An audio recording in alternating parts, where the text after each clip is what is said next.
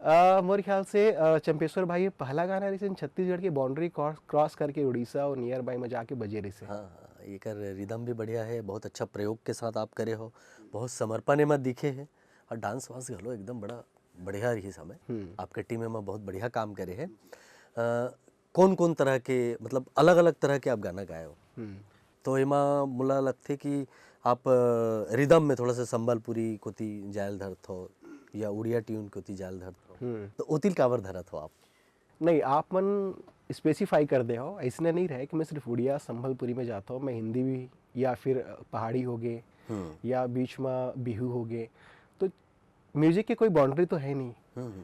तो हमारे छत्तीसगढ़ी उतना फैले नहीं है शायद जितना होना चाहिए कल्चरल के हिसाब से, फोक के हिसाब से। तो मैं कोशिश करता हूँ कि म्यूजिक फ्यूजन रहे, छत्तीसगढ़ी छूटे जाए बट बाकी म्यूजिक भी हमसे टूटा मत। तो दोनों के मिक्स करके कि वहाँ के भी ऑडियंस शायद वो म्यूजिक से कनेक्ट कर पाए, शायद सब न समझे, तो वो एक फ्यूजन करके एक नया मार्केट, एक नया ऑडियंस, एक नया जनरेशन का कोशिश करता हूँ कि आपस में आ करके उम्र गाल न सुले।